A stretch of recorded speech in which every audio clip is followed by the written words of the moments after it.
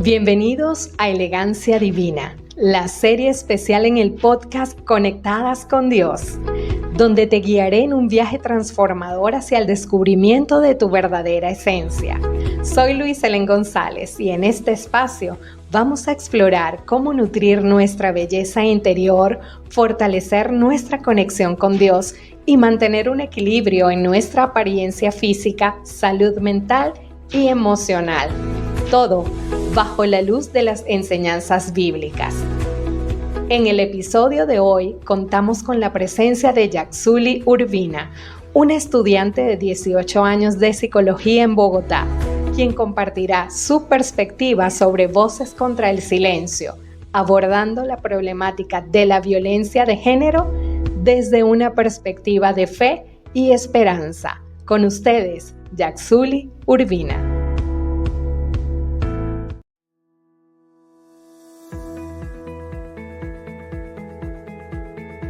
Hola a todas apreciadas y queridas amigas, qué placer poder saludar a cada una de las bellas mujeres de esta comunidad. Mi nombre es Yaxuli Urbina, tengo 18 años y soy estudiante de psicología. Es por esto que hoy te quiero hablar de un tema del que a veces poco se habla, pero que realmente es una realidad. Todos podemos llegar a sufrir esto. Les hablo nada más y de nada menos que de la violencia de género. Y es de vital importancia poder abordar este tema con la seriedad y con la sensibilidad que se merece, ya que es un tema y es un fenómeno muy complejo que trasciende cualquier frontera, tanto cultural, económica, social. Esto porque afecta a mujeres de todas las edades, de todas las religiones, de los niveles educativos, etc. El día de hoy vamos a explorar un poquito acerca de cuáles son los distintos tipos de abusos que se pueden llegar a experimentar, así también como los síntomas que pueden manifestarse en todas aquellas personas que son víctimas de esta violencia. Es fundamental comprender que el abuso no siempre es físico como se tiene en cuenta, sino que también puede manifestarse de múltiples maneras como abuso emocional, verbal, psicológico, incluso económico. Y eso es lo que vamos a ver hoy. Y también vamos a analizar qué es lo que pasa en nuestro cuerpo y en nuestra mente cuando estamos sufriendo algún tipo de abuso. Vamos a comenzar hablando acerca de los distintos tipos de abuso y en primer lugar mencionaremos el que ya muchos de ustedes conocen, que es el abuso físico. Este es cualquier daño que sea de tipo tangible, como los jalones de pelo, los golpes, las cachetadas, incluso pellizcos o caricias negativas, caricias con las que tú no te sientas cómoda, como que de repente te agarran muy fuerte el cachete, etc. También nos encontramos con el abuso sexual, que es todo aquello donde involucra a que la víctima esté en una actividad de índole sexual. Esto puede ser acoso, puede ser explotación, comentarios de doble sentido, comentarios ofensivos, el acoso tanto verbal como visual, e incluso las violaciones, que aunque muchas personas no lo crean, también se pueden dar dentro del matrimonio, porque ya entra como abuso sexual todo acto que no sea consensuado. También tenemos el abuso financiero, que poco se habla, pero básicamente es cuando una persona utiliza el control sobre los recursos económicos para poder controlar y generar una dependencia, tener el control de la relación a través de la dependencia financiera. También tenemos el abuso digital, que hoy en día ha agarrado un auge increíble, ya que hoy en día los medios de comunicación es lo que más se usa. Entonces hay comportamientos abusivos en línea, hay acoso, intimidación, difamación, incluso a través de las redes sociales.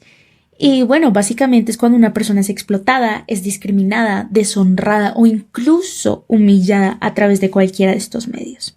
Y por último tenemos el abuso, que sin duda yo diría que es uno de los más peligrosos y más complicados de poder revertir sus consecuencias y en el que nos vamos a centrar bastante el día de hoy, y es el abuso emocional o psicológico. En esto entran todas aquellas conductas que están destinadas a generar un malestar en el estado de ánimo o en el estado emocional de la persona intencionalmente. Es decir, que aquí se agreden los pensamientos, las emociones y los sentimientos. Ahora bien, ya teniendo esto en cuenta, es muy importante también poder conocer cuáles son esos síntomas, tanto psicológicos como conductuales, que se pueden dar en las personas en cualquier tipo de abuso. Y así también poder identificar cuando una persona está sufriendo de este terrible, terrible flagelo. En primer lugar, tenemos que estas personas sienten un miedo o una ansiedad extrema ante la presencia de figuras autoritarias, porque no saben si lo que hagan, lo que digan, lo que piensen pueda estar mal, les pueda traer golpes, consecuencias peores. Entonces suelen ser muy retraídas, no saben cómo acercarse, no saben cómo socializar en ciertos aspectos. También hay que identificar cuando una persona se le dicen palabras ofensivas, palabras hirientes o palabras humillantes. Ese es un síntoma y un signo claro de un abuso. Incluso también estas personas suelen tener una baja autoestima por todo lo que están sufriendo, suelen caer en la comparación con otras personas. Porque incluso, voy a poner un ejemplo, yo estoy con mi esposo y de repente me queda un poquito salada la comida y entonces mi esposo me empieza a decir, no, pero es que tú, ¿por qué no puedes hacer la comida bien como lo hace tu amiga Mari? Mira, ella todo lo hace perfecto, tiene los hijos siempre arreglados y mírate tú, siempre estás desarreglada, etc. Empiezan con una comparación con otras personas. También te ignoran si haces algo mal. Vuelvo a poner el ejemplo. Si la comida te quedó salada, entonces te hago la ley del hielo por 3 días, por poner un ejemplo. También hay amenazas, hay manipulación, hay intimidación y en esto entra de que te empiezan a quitar todo aquello que te gustaba.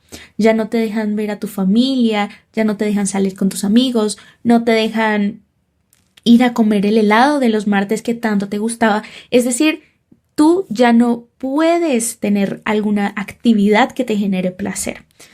También podemos encontrar que en algunas ocasiones se le obliga a las personas a tomar ciertas decisiones como casarse, como estudiar ciertas cosas, ir a ciertos lugares específicos, etc.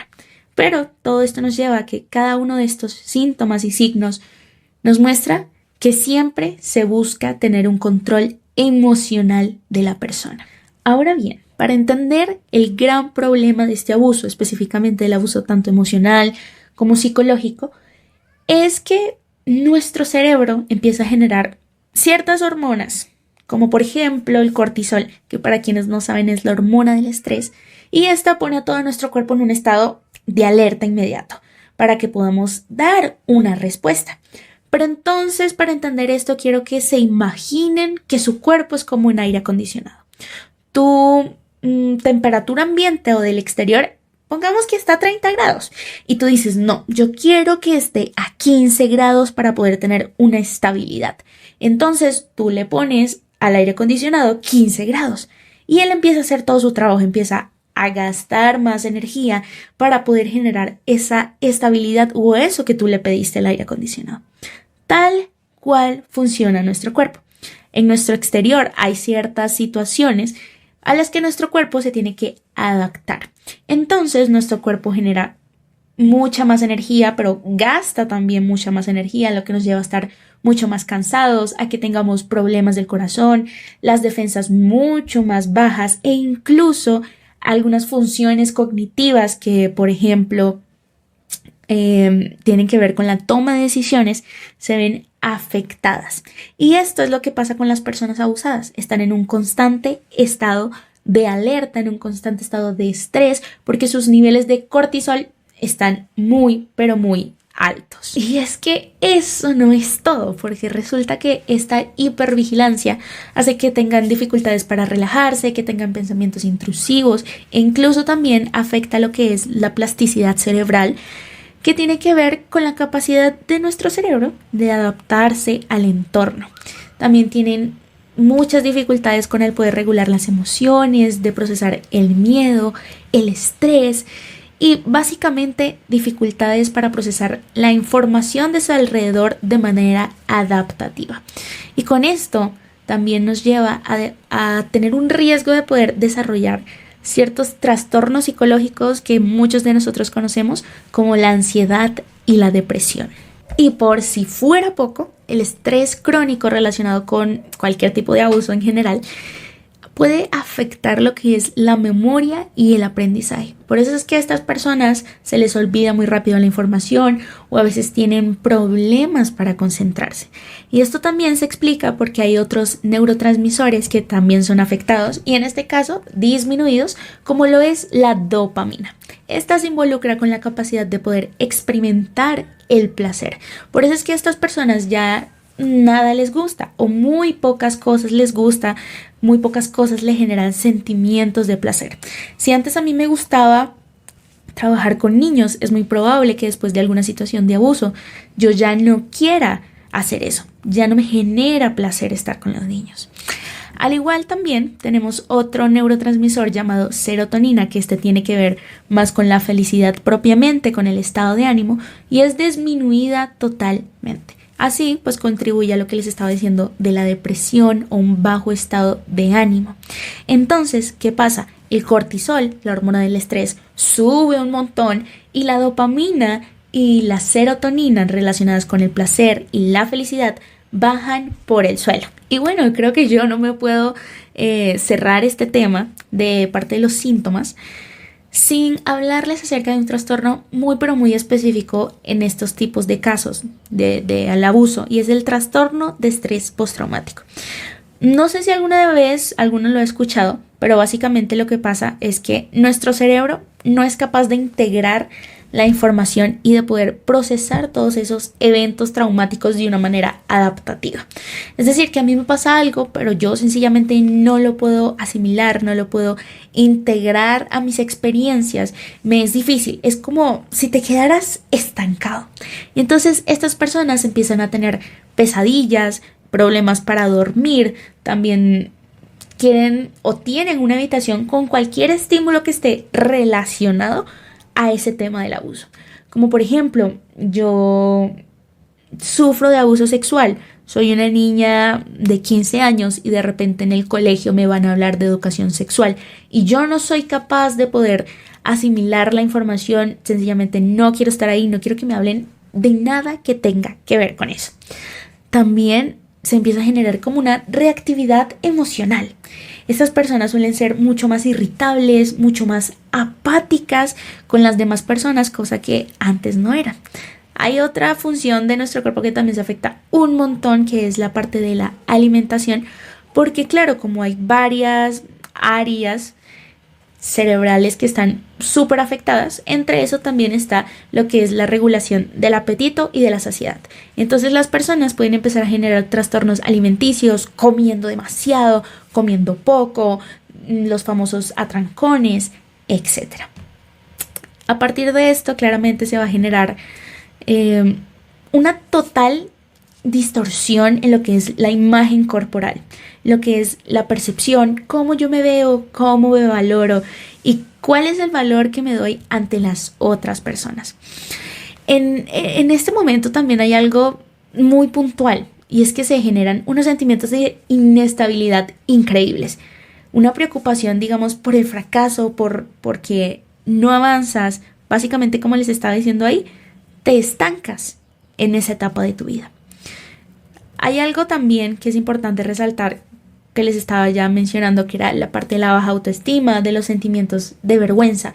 Y es que el abuso, queridas oyentes, el abuso impacta de manera tal en una persona que ya piensa que no es valiosa, que es indigna de amor, que es indigna de respeto, que ellas no se arreglan porque eso sencillamente no es para mí. Ese vestido sí, está muy bonito, pero eso no va conmigo.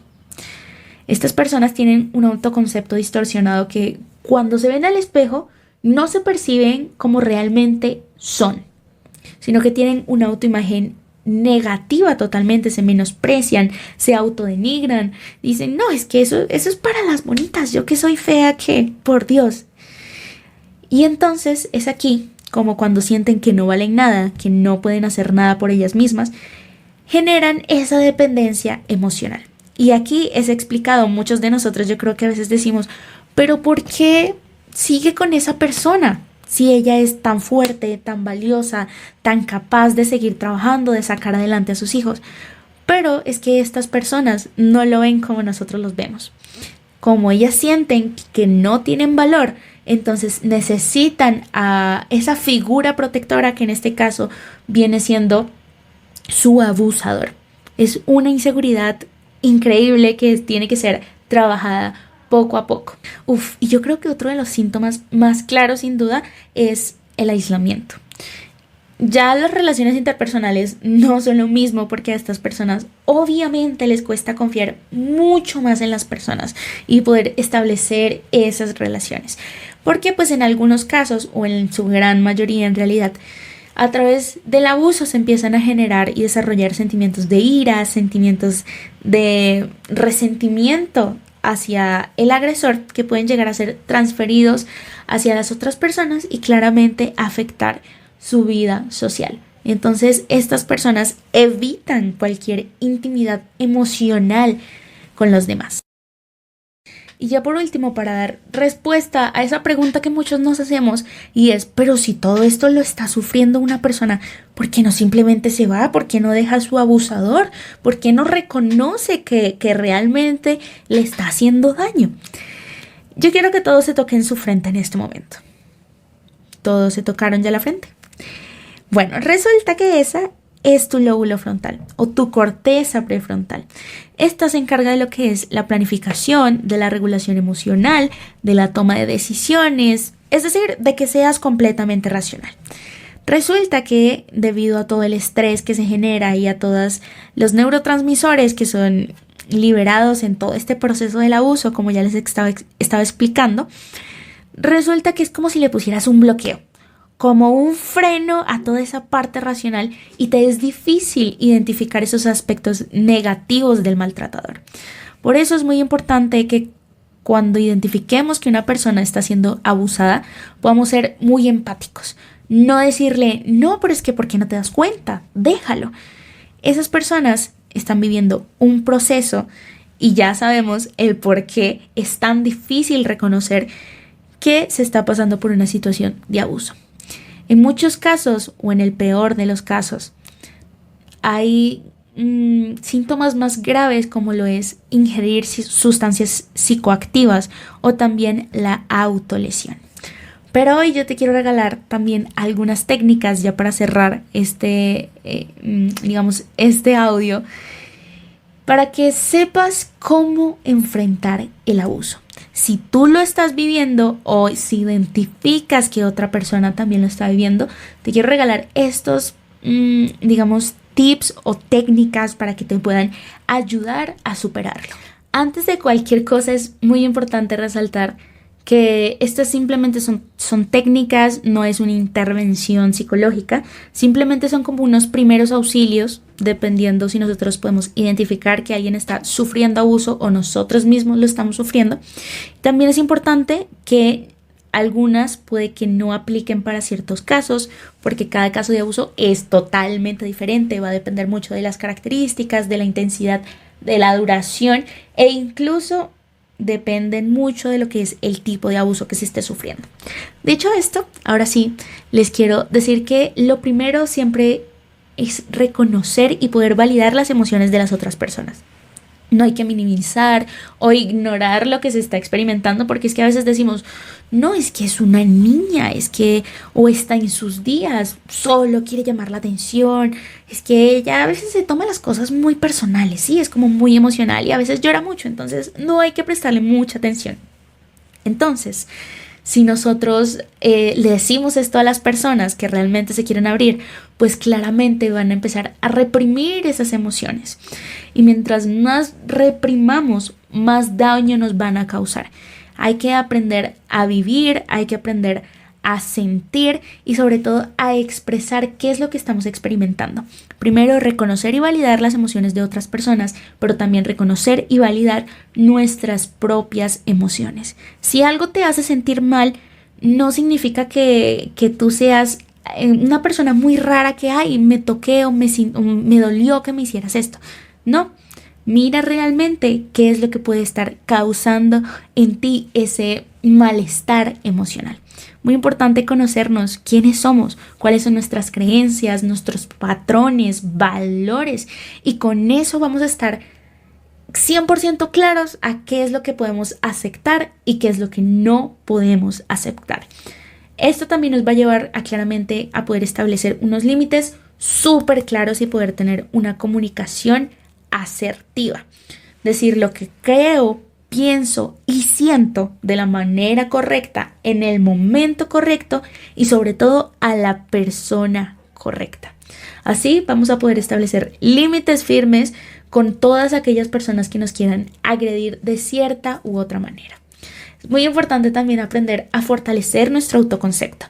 Cuidarnos no está mal, arreglarnos no está mal. Incluso la Biblia misma le dice, ama a tu prójimo como a ti mismo.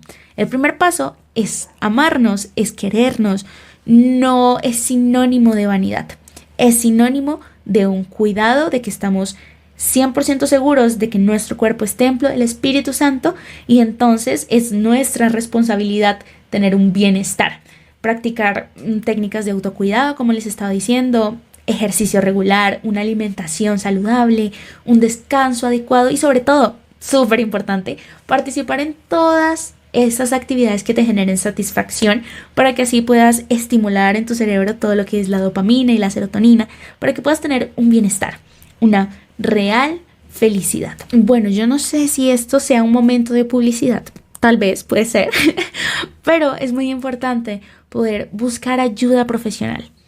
Que se sugiera hablar con una persona que realmente tenga las herramientas para poderte ayudar. Muchas personas tienen tabú y dicen, no, es que los psicólogos son para los locos.